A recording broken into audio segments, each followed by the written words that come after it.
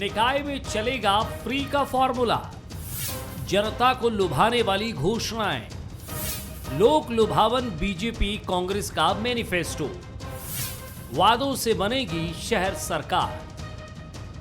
निकाय चुनाव में वोटर्स को लुभाने के लिए राजनीतिक दलों ने मैनिफेस्टो पर काम करना शुरू कर दिया है। संकेत मिल चुके हैं कि इस बार निकाय चुनाव में भी फ्री के फॉर्मूले पर वचन पत्र तैयार होंगे। कांग्रेस निकाय चुनाव में एक नहीं बल्कि 2 वचन पत्रों के साथ जनता को साधेगी। इसमें एक वचन पत्र और दूसरा आरोप पत्र होगा। वचन पत्र में जिन लोक लुभावन वादों को शामिल किया जाएगा उसकी झलक मिलने लगी है। कांग्रेस ने दावा किया है कि अगर पार्टी शहर सरकार बनाने में कामयाब रही तो कोई टैक्स नहीं लगेगा। हर नगर निगम का अपना एक वचन पत्र होगा स्थानीय मुद्दों पे, और एक आरोप पत्र भी होगा हर नगर निगम का कि भाजपा क्या वादे करके सत्ता में आई थी और क्या काम इन्होंने नहीं किए। हम कांग्रेस के लोग वचन पत्र में डालेंगे, नगर की सरकार बनने के बाद कोई अतिरिक्त कर हम जनता के ऊपर नहीं थोपेंगे। इधर बीजेपी भी वचन पत्र बनाने में जुटी है। बीजेपी भी 2 वचन पत्र के साथ जनता के बीच जाएगी। एक वचन पत्र स्थानीय मुद्दों पर फोकस होगा तो दूसरे में प्रदेश स्तर के मुद्दे होंगे। यानी बीजेपी भी जनता को लुभाने में कोई कसर नहीं छोड़ने वाली। प्रत्येक निकाय का अलग से होगा। वो स्थानीय जो हमारी बॉडी है, स्थानीय जो टीम है वो बनाएगी और प्रदेश से एक नगरीय निकाय चुनाव को लेकर घोषणा पत्र जारी होगा और उसमें नगरों के विकास में अभी तक हम लोगों ने क्या किया है और प्रदेश के नगरों के विकास के लिए हमारी क्या योजनाएं हैं। कुल मिलाकर मैनिफेस्टो को लेकर बीजेपी की अपनी तैयारी है तो कांग्रेस की भी अपनी। लेकिन टैक्स नहीं लगाने का वादा कर कांग्रेस ने सबका ध्यान जरूर खींचा है और ये भी संकेत दे दिए हैं कि उसके वचन पत्र में कई ऐसे लोक लुभावन वादे जनता से किए जा सकते हैं। हालांकि बीजेपी ने अभी अपने पत्ते नहीं खोले हैं, लेकिन कांग्रेस के वचन पत्र को टक्कर देने के लिए बीजेपी भी फ्री के फॉर्मूले को अपना सकती है। नमस्कार, मैं हूं शरद द्विवेदी और आज का हमारा मुद्दा है निकाय में फ्री का फार्मूला। फ्री का फार्मूला कोई नई बात नहीं है। आप और हम भी तो यही चाहते हैं। चुनाव जब भी आता है तो कर्मचारी संगठन खड़े हो जाते हैं कि डीए और तमाम प्रमोशन और ये सब विषय जो हैं ये सुलझ जाएंगे।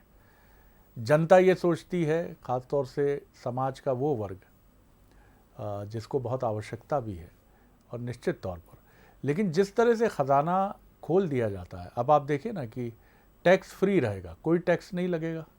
टैक्स नहीं लगेगा तो चलेगा काम कैसे साहब? कैसे काम चलेगा? बिजली के बिल माफ़ हो जाते हैं, किसानों के कर्ज माफ़ हो जाते हैं। मैं नहीं कहता ये इसमें कोई ख़राबी है। आप तमाम तरह की घोषणाएं कर देते हैं, हम ये भी वापस ले लेंगे, वो भी वापस ले लेंगे, तो फिर सर चलेगा कैसे? विकास का ये पहिया कैसे चलेगा? हम लोगों को यही एहसास दिलाते हैं, जैसे अब तो फिल्में भी मुफ्त में दिखाई जाती हैं। चलिए साहब, आप देख लीजिए फिल्म मुफ्त में, और मुफ्त का आनंद तो अलग ही है साहब। जिसने भी इसका आनंद लिया है मुफ्त का, इसीलिए हमारे देश में वो VIP पास जो हैं वो देखिए वो स्टेटस सिंबल भी होते हैं कि हमारे पास भी आ गया भैया। आज पंकज उधास जी की गज़ल का है ना, तो हमारे पास तो वो आगे जो बैठते हैं ना सोफे पे, वो वाला है। इसका जो आनंद है, जो सुख है, ये भारत में शायद अंग्रेज़ छोड़ गए अपने पीछे कि फ्री की व्यवस्था है साहब। और लोकतंत्र में तो इस फ्री बीज ने, जिसको अंग्रेज़ी में ये कहते हैं फ्री बीज, इसने एक अलग ही, कहीं दक्षिण भारत में तमिलनाडु में मंगलसूत्र बट रहे हैं, टेलीविज़न सेट बट रहे हैं। यानी चुनाव में विकास का मतलब सड़क, बिजली, पानी, नौकरी, औद्योगिक विकास, शिक्षा का विकास, स्वास्थ्य का विकास कोने में रखो, लेकर के आओ, टैक्स माफ़, कर्जा माफ़, टेलीविज़न ले लो, मंगलसूत्र ले लो। भैया आप ये वादा तो करते हैं, वो पूरा भी करने की कोशिश करते हैं, लेकिन इसका बोझ कहाँ से उठाते हैं? जनता से लिया, जनता को दिया, या फिर नहीं दे पाए तो जनता फंसी, जिसने एक वादे पे आपके एतबार किया और आपको वोट दिया। क्या हम ऐसे किसी तंत्र की कल्पना कर सकते हैं जहां वो ये कहें कि टैक्स माफ़ कर रहे हैं तो यहाँ से हम इसका रेवेन्यू भी जुटा रहे हैं? ये मॉडल देखिए, आप पढ़े लिखे लोग हैं, हम गलत बात नहीं कर रहे हैं। नहीं, ये कोई नहीं बताता कि आप सरकार में आएंगे या नगर निगम में आएंगे तो कैसे रेवेन्यू बढ़ाएंगे, कैसे आप नगरीय विकास की कल्पनाएं संजोएंगे। यानी कुल मिलाकर सिर्फ यही माना जाता है कि सत्ता में आ जाइए, चुनाव जीत जाइए, बाकी देखा जाएगा ना, 5 साल का समय मिलेगा ना, फिर देखेंगे ना, कर लेंगे ना यार, अभी तो आ जाओ। नहीं सर, नहीं सर, बड़ा बड़ा होना पड़ेगा सर। दुनिया के बड़े लोकतंत्र है सर, ऐसे थोड़ी चलेगा। आज बात करेंगे इसी पर। जो मेहमान हमारे साथ हैं उनसे मिल लीजिए। भोपाल स्टूडियो में मेरे साथ हैं संदीप पौराणिक जी, वरिष्ठ पत्रकार हैं, राजनीतिक विश्लेषक हैं, बहुत स्वागत उनका मैं करता हूं। पंकज चतुर्वेदी जी हैं, युवा नेता और प्रवक्ता हैं भारतीय जनता पार्टी के और मोटिवेशनल स्पीकर हैं, बहुत स्वागत है उनका। और जैसा मैं नगरीय विकास की बात कर रहा था कि हमारे कांग्रेस के जो मेहमान हैं अब्बास हफीज़ साहब, वो ट्रैफिक में कहीं उलझे हुए हैं। अब बताइए ना, ट्रैफिक भोपाल जैसे शहर में अब इतना हो गया, जहाँ कभी समस्या नहीं थी कि व्यक्ति अब ट्रैफिक में उलझ जाता है, ख़ासतौर से 6 से 8 के बीच में। कोलार जाना हो तो समस्या है, आपको उधर से वीआईपी रोड से निकलना हो तो समस्या है, तो वो भी ट्रैफिक से उलझते सुलझते हुए पहुँच ही जाएंगे थोड़ी देर में। पहली टिप्पणी संदीप पौराणिक जी की, फिर मैं आगे बढ़ता हूँ। संदीप जी क्या कहेंगे? शरद जी, कई बार तो ऐसा लगता है कि राजनीतिक दलों को सेल लगा देनी चाहिए, फ्री की सेल हर चीज़ फ्री मिलेगी। लेकिन सवाल यह है कि चुनाव आप जनता के बीच जब जाते हैं तो कुछ मुद्दे आपके होने चाहिए। आप फ्री की बात पहले करते हैं, सुविधाओं की, और आपने क्या किया है इसका रिपोर्ट कार्ड आप बाद में देते हैं। सवाल यह है कि राजनीतिक दलों को जनता के बीच जाने के लिए, जैसा आपने कहा कि रेवेन्यू हमारे पास कहाँ से आएगा, ए का लेके बी को आपने दे दिया और नहीं दे पाए तो उसमें निराशा हो गई। सवाल यह कि राजनीतिक दलों को इस पर विचार भी करना चाहिए कि हमें फ्री के लुभावन, ये मैं इसको, हो सकता है ये शब्द ठीक ना हो, ये रिश्वत है आपकी, कहीं ना कहीं आप उसको रिश्वत देने की कोशिश करते हैं कि आप हमें वोट दीजिए, हमें सत्ता में लाइए तो हम आपको ये चीज़ फ्री देंगे। तो ये कैसा चलन है लोकतंत्र के लिए? मैं इसे स्वस्थ लोकतंत्र के लिए बेहतर नहीं मानता। राजनीतिक दलों को अपने किए काम का ब्यौरा देना चाहिए और दूसरा जो राजनीतिक दल है उसने बेहतर काम नहीं किया उसका जवाब देना चाहिए। लेकिन दुर्भाग्य है कि राजनीतिक दल जो भी हैं वो जनता को फ्री के जरिए लुभाने की कोशिश करते हैं। ये हम लोग वर्षों से देखते आ रहे हैं। पंकज जी, बहुत गंभीर विषय पर बात छिड़ी है, बहुत ईमानदारी से आपका जवाब चाहूँगा। मैं हमेशा एक शेर मेरे जहन में कौंधता है कि अच्छा है दिल के साथ रहे पासबाने अक्ल, लेकिन कभी कभी उसे तन्हा भी छोड़ दे। हमेशा पार्टी प्रवक्ता का कवच ओढ़े रहना ये आवश्यक ज़रूर है, लेकिन परम आवश्यक नहीं है, क्योंकि आप एक नागरिक भी हैं, एक विचारक राजनेता भी हैं, एक ऐसे व्यक्तित्व भी हैं जो चिंता करता है समाज की और देखता है भविष्य में झांकने की कोशिश करता है। तो आज आपकी कुछ वैसी ही प्रतिक्रिया अपेक्षित है। जी, मेरी सीमाएं एकदम सुनिश्चित कर दी, एक परिधि तय कर दी कि इस परिधि में मुझे बातचीत करना है। खैर, आपका आदेश सिर माथे शरद जी, क्योंकि आप जिस विषय पर चिंतन कर रहे हो वास्तव में गंभीर है, पर मैं उसके दूसरे पक्ष पर जाता हूँ। हम शरद जी वो पक्ष देख रहे हैं जो हम सामाजिक कार्यकर्ता के नाते देख रहे हैं, समाज के व्यक्ति के नाते। हम यदि राजनीतिक दल के नाते बातचीत करें तो देश में एक बहुत लंबे समय से प्रक्रिया चली आ रही है, विशेषकर भारत जैसे देश में। और आपने बिल्कुल ठीक उल्लेख किया दक्षिण भारत के राज्यों का, और इसके लिए कहा जाता है कि हम लोगों को मछली पकड़ना नहीं सिखाते, मछली देते हैं। ये कहावत चलती है, उसका हिंदी का अनुवाद इसी प्रकार से उच्चारित किया जाता है। जी।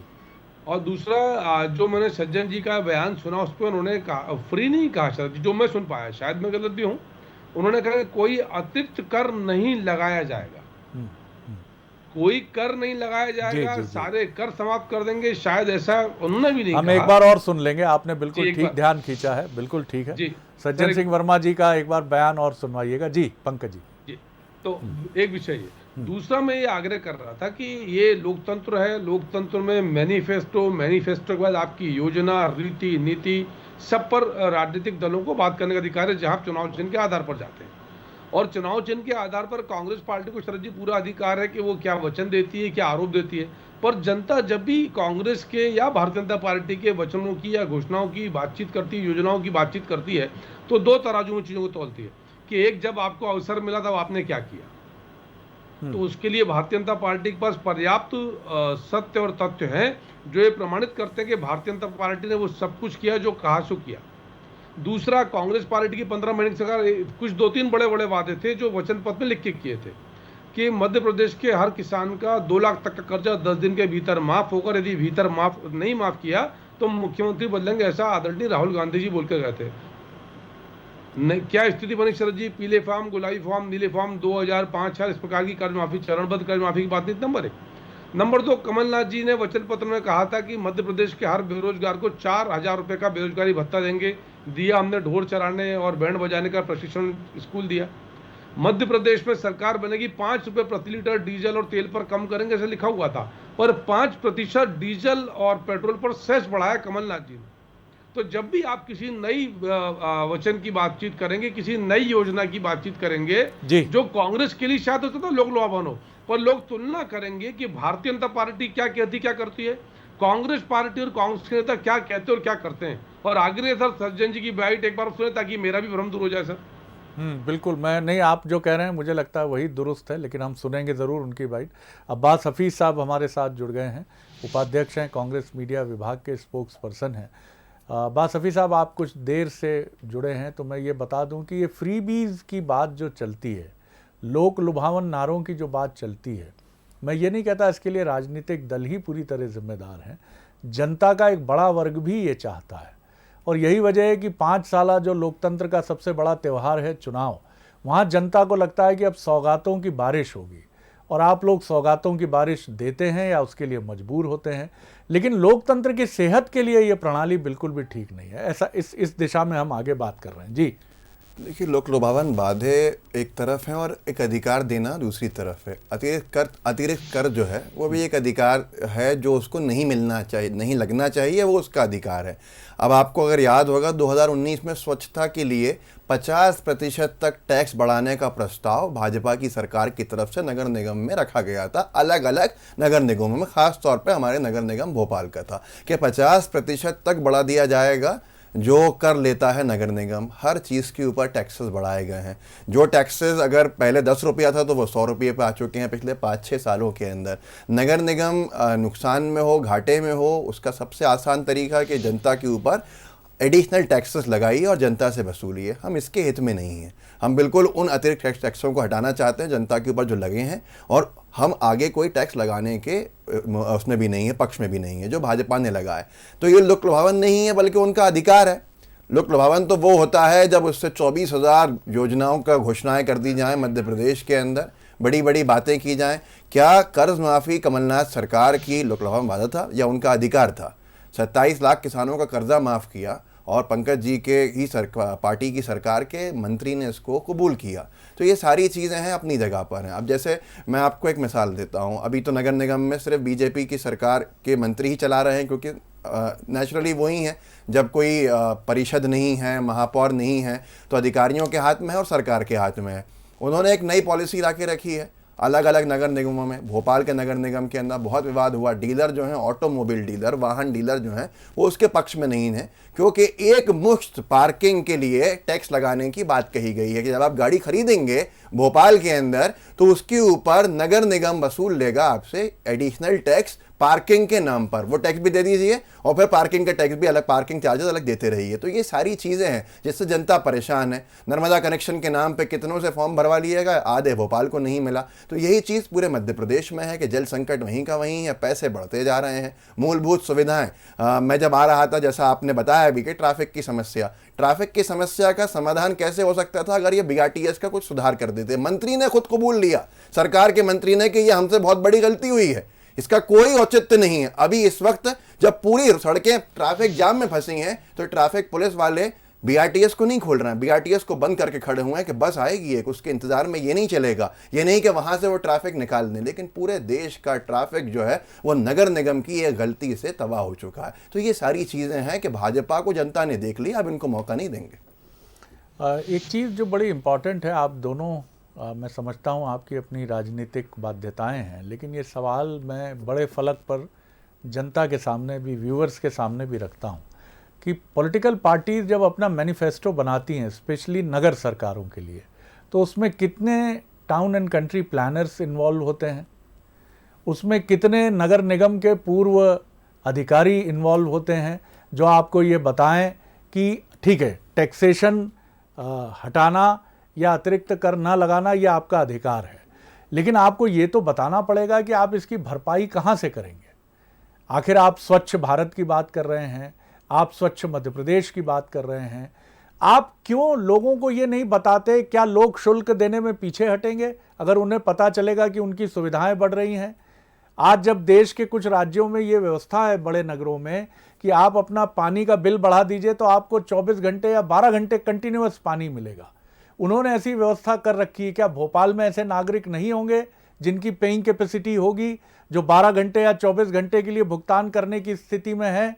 आप ले सकते हैं 5,000 रुपये महीने, वो चाहते हैं कि उनको पैसा मिले, लेकिन फ्री में टैंकर्स, तमाम व्यवस्थाएं, तमाम चीजें हो जाएंगी। लेकिन ये नहीं, आप कुछ कहना चाह रहे थे अब्बास अभी साहब? आपने जो बात कही वो बहुत महत्वपूर्ण है। हमने देखा था लोकसभा चुनाव में पहली बार किसी सांसद प्रत्याशी ने, लोकसभा प्रत्याशी ने लोकल लेवल के ऊपर मैनिफेस्टो की शुरुआत की। दिग्विजय सिंह जी ने रिटायर्ड अधिकारियों के साथ बैठकें नहीं थी, दिग्विजय सिंह जी ने एक्सपर्ट्स को बुलाया था और उस हिसाब से 25-30 दिन की पूरी जो उसमें चर्चा रही, उसके बाद मैनिफेस्टो ला के रखा था। उसमें यही हुआ था कि यहाँ से फ्लाईओवर अगर देने का हम काम करेंगे तो क्या वो फ्लाईओवर काम का रहेगा, क्या इस तरह से हम पार्किंग की बात की गई थी कि हर वार्ड में कैसे पार्किंग की सुविधाएं दे सकते हैं, सड़कों से कैसे गाड़ियों को हटा सकते हैं वहां पर। ये सारी चीजें मैं सहमत हूं और हमने इसकी शुरुआत की थी। और हम इस बार भी नगर निगम जितने भी हैं उनके जो मैनिफेस्टो ला रहे हैं, एक्सपर्ट्स के साथ, रिटायर्ड अधिकारियों के साथ बैठ के ला रहे हैं, जनता के जनप्रतिनिधि जो उसमें से जो सिविल सोसाइटी के होते हैं उनको लेकर बैठ रहे हैं, और ऐसे ही होना चाहिए।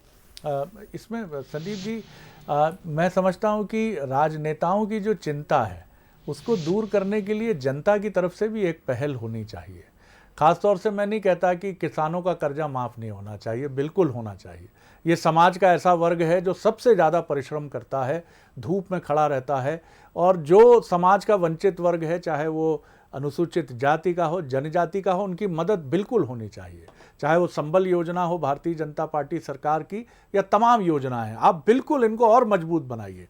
लेकिन वो वर्ग जो टैक्स देता है और जो सुविधाओं की मांग करता है, उसके लिए सुविधाएं उनसे भी पूछिए कि आप अपने वार्ड, अपने शहर, अपने नगर में क्या सुविधाएं चाहते हैं। जी शरद जी, बात बिल्कुल सही है कि राजनीतिक दलों को ये पहल करनी चाहिए कि जनता के भी सुझाव लें। राजनीतिक दल मूल रूप से क्या करते हैं कि वोटरों का दिल जीतने के लिए, वोट पाने के लिए सारी बातें कह देते हैं। अगर वाकई में राजनीतिक दल, चाहे बीजेपी हो चाहे कांग्रेस, अगर इन दलों ने जो पूर्व में वादे किए, चाहे लोकसभा में हो, विधानसभा हो या नगरीय निकाय के चुनाव हो, क्या वाकई में शहरों की तस्वीर नहीं बदलती? क्या आज हम देखते हैं कि बारिश आती है तो नाले जाम हो जाते हैं, क्या स्थितियां बन जाती हैं? लेकिन दुर्भाग्य यह है कि राजनीतिक दल जैसे ही चुनाव आता है उसमें जनता को आसान तरीका है, शरद जी, सबसे अच्छा तरीका है कि आप सुविधा दे दीजिए। उसे रोजगार की बात मत करिए, उसे सुविधाएं देने की बात मत करिए, मुफ्त की चीज़ें, रियायत देने की बात ज़्यादा करिए। और मुझे लगता है कि राजनीतिक दलों को ये लगता है कि वो जो स्थायी तौर पर नौकरी की हो, दूसरी समस्याओं से निजात की बात हो, उसकी तुलना में वो सुविधाएं और रियायत देने पर ज़्यादा जोर देते हैं। यही हम चुनाव के समय देखते हैं। पंकज जी, अभी दोनों ही पार्टियों का मैनिफेस्टो पूरी तरह ओपन अप नहीं है। कांग्रेस ने एक बात की, चलिए हम पहले वो सुन लेते हैं। आपकी बात बिल्कुल ठीक है। सज्जन सिंह वर्मा जी ने क्या कहा, अतिरिक्त कर ना लगाने की बात है, सुन लेते हैं सज्जन सिंह वर्मा जी ने क्या कहा है। जी, नगर निगम का अपना एक वचन पत्र होगा स्थानीय मुद्दों पे, और एक आरोप पत्र भी होगा हर नगर निगम का कि भाजपा क्या वादे करके सत्ता में आई थी और क्या काम इन्होंने नहीं किए। हम कांग्रेस के लोग वचन पत्र में डालेंगे, नगर की सरकार बनने के बाद कोई अतिरिक्त कर हम जनता के ऊपर नहीं थोपेंगे। तो कोई अतिरिक्त कर नहीं होगा, लेकिन इसके साथ ये भी बताना ज़रूरी है कि क्या आप उसकी क्षतिपूर्ति करने के लिए क्या मैकेनिज़्म अपनाएंगे, क्योंकि नगरीय निकायों की आर्थिक स्थिति किसी से छिपी नहीं है। मध्य प्रदेश की ही राजधानी की नगर निगम की बात करें तो 13-14 करोड़ का स्ट्रीट लाइट्स का बिजली का बिल बकाया होने की वजह से मध्य प्रदेश की राजधानी की सड़कों के अंधेरे में आने की बात हुई थी। तो आप जानते हैं सेहत, माली हालत क्या है नगर निगमों की।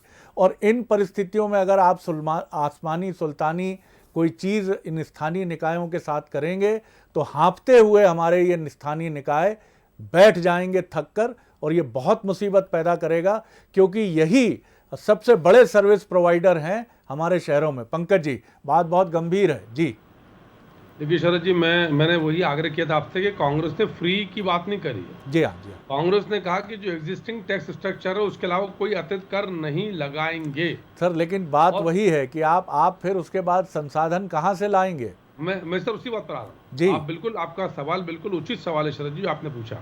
मैं सिर्फ आगे कर रहा हूँ कि इस प्रकार की बातचीत कांग्रेस हमेशा करती है, पर उसके बाद भी क्या कारण है कि 16 के 16 नगर निगम में 98 के 98 नगर पालिकाओं में भारतीय जनता पार्टी को जनकृपा और जनता का आशीर्वाद प्राप्त होता है। क्यों? क्योंकि लोग इस मूलभूत अंतर को समझते हैं कि जो भारतीय जनता पार्टी की सरकार या संगठन दावा करता है चुनाव के पूर्व, सरकार उसको पूरा करती है। इस अवधि में कांग्रेस के महापौर के रूप में सुनील सूद जी रहे, पूरा 5 वर्ष का कार्यकाल मिला, मेजॉरिटी कांग्रेस की थी परिषद में। उसके बाद परिणाम क्या रहा? कोई एक उपलब्धि, 15 महीने की कमलनाथ जी की सरकार थी, कोई एक मौलिक अमूल चूल परिवर्तन दिखता नगरीय निकाय को लेकर के? हाँ, कांग्रेस पार्टी चिंतित थी। जो मैंने आपको उदाहरण गिनाए थे कि जो वचन पत्र इन्होंने विधानसभा चुनाव के समय कहे थे, अभी हमारे मित्र कह रहे थे कि 25, 26, 27 लाख किसान कर्ज माफ किया। भाई साहब, 2000, 3000, 5000 लाखों किसान डिफॉल्टर थे, जो उनको ऋण नहीं मिल रहा था, उनका 88 करोड़ का भुगतान मुख्यमंत्री शिवराज सिंह चौहान साहब ने किया, ताकि कांग्रेस की इस खोखली कर्ज माफी पर के कारण डिफॉल्टर का जो दाग लग गया उससे मुक्त हो और आज वो ऋण ले सके। ये कांग्रेस के वचन और वचन पत्र की वास्तविकता है। तो जब भी कांग्रेस कभी वचन की बात करेगी तो कांग्रेस के वचन पत्रों की क्या पूर्ति थी, और जब जब कांग्रेस को सरकार में आने का अवसर मिला तो कांग्रेस ने नगरीय निकायों के लिए क्या किया, और जब 2003 के पहले मध्य प्रदेश में कांग्रेस पार्टी की सरकार थी तब नगरीय निकायों को की स्थिति और आज की स्थिति क्या है। हम इंदौर में स्वच्छता में लगातार शीर्ष पर हैं पूरे देश में। भोपाल जैसा शहर आप देख लीजिए, सीवेज का पूरा ट्रीटमेंट है। प्लांटेशन को लेकर मुख्यमंत्री जी अभिनव प्रयोग कर रहे हैं। तमाम सारी स्मार्ट सिटी की बात की जा रही, स्मार्ट पार्क की बात की जा रही, स्मार्ट रोड की बात की जा रही है, और तमाम सारे वो प्रयास किए जा रहे हैं कि भोपाल, इंदौर सहित मध्य प्रदेश के वो सारे नगर निगम नगर पालिकाएं एक इको फ्रेंडली और आदर्श नगर निगम नगर पालिका बन सके। बायोगैस की बात की जा रही है, भोपाल नगर निगम बायोगैस का प्लांट लगा रहा है, इंदौर नगर निगम ने बायोगैस का प्लांट लगाया। सर जी, उपलब्धियां हैं और ये जनता के सामने है, जहां जनता उस पर विचार करती है कि यदि बिजली के बिल की किल्लत आती है तो विकल्प क्या ढूंढा भारतीय जनता पार्टी की सरकार ने। ये बायोगैस की बात कर रहे हैं, कचरे से, सूखी सेवनिया की कचरे की समस्या बरसों विकराल थी, पर अब बायोगैस का प्लांट है। पंकज जी, मैं इससे इनकार नहीं करता, लेकिन कुछ इनोवेटिव प्रयोग की भी कुछ एक्सपेरिमेंट्स की भी ज़रूरत है, प्रयोगों की भी ज़रूरत है कि आप वार्ड्स में चिकित्सकों को घर घर पहुंचने जैसा कोई अभियान शुरू करें। किन किन बच्चों, जहां से शाला त्यागी बच्चे हैं, जो ड्रॉप आउट्स जिनको हम बोलते हैं, उनको भी मुख्य धारा में लेकर आएँ, क्योंकि ये बिल्कुल ठीक बात है कि आप जो सुविधाएं दे रहे हैं, लेकिन जब तक व्यक्ति की जीवन शैली में मूलभूत परिवर्तन नहीं होंगे, उसका सेहत और उसका क्योंकि शिक्षा का भी दायित्व तो स्थानीय निकायों के पास है और हेल्थ की बात भी उनके पास है, जब तक ये चीज़ें भी नहीं होंगी, मुझे लगता है कुछ नए प्रयोग होने चाहिए इसमें। और भारतीय जनता पार्टी का विकास को लेकर बड़ा दावा है, एक अलग नज़रिए के साथ चलने का दावा है, कांग्रेस के भी अपने दावे हैं। जी, बहुत संक्षेप में, वक्त कम है मेरे पास। जी सर, सीएम राइज स्कूल इसी प्रकार की प्रेरणा है, एक अद्भुत और अभिनव प्रयोग है। और स्वास्थ्य को लेकर जिस प्रकार की योजना बनाई कि सब जगह, हर जगह मोहल्ले में क्लिनिक है जहां डॉक्टर बैठे हुए हैं, प्रयास यही किया कि आयुष के हमारे जो डॉक्टर हैं, प्राथमिक उपचार में, डायग्नोसिस में, परीक्षण में उनका सहयोग लिया जाए। तो सरकार, शरद जी और शिवराज जी तो जाने से जाते हैं। चलिए, कि नित्य नए अभिनव प्रयोग करना है। इस बात के ऊपर ये मुझे आरटीई के माध्यम से एडमिशन देने वाले आंकड़े नहीं दे सकते यहाँ पर, जो नगर निगम नगर सरकार की जिम्मेदारी होती है वो पूरा का पूरा फेलियर है। दूसरी बात यह है कि अब बारिशों में चुनाव होने वाले हैं पंकज जी, जब बरसात में जाएगा ना वोटर, जब सीवेज की सफाई नहीं होने की वजह से सड़कों के ऊपर पानी की जमावट होगी, तब आपके खिलाफ ही वोट डालेगा। अभी तक नगर निगम ने, ना इंदौर ने, ना भोपाल ने सीवेज की सफाइयां नहीं करी हैं जो हो जानी थी अब तक, और इस वक्त पूरे जो सीवेज है वो चौक पड़ा हुआ है और बरसात शुरू हो गई है। ये आपकी सबसे बड़ी जीती जाती नाकामी है। चलिए, सबसे बड़ा मुद्दा यही है। ज्यादा बोलना चाहिए। अक्सर जब मैं ट्रेन में सफर करता हूँ तो मेरे कुछ मित्र भी ये सुझाव रखते हैं कि क्या ट्रेन में एक साफ़ सुथरा टॉयलेट अलग से नहीं होना चाहिए, बाथरूम जिसको कहा जाए। कई मित्र मेरे जो व्यवसायगत कारणों से बिजनेसमैन हैं, मझोले स्तर के, और वो ट्रेन से सफ़र करते हैं तो उनकी इच्छा रहती है कि एक साफ़ सुथरा बाथरूम उनको अलग से नहीं मिल सकता, क्योंकि उनको 2,500 से 3,000 रुपये पहुंचकर डेस्टिनेशन पर एक होटल का रूम, शाम ही की उनकी वापसी उनके नेटिव प्लेस के लिए, भोपाल आने के लिए। लेकिन वो कहते हैं कि हम उस बाथरूम में जो हमें ट्रेन में चाहे फर्स्ट एसी में भी हम जाएं, हमें नहीं मिलता है कि कम से कम नहाने की कल्पना तो बहुत दूर की बात है।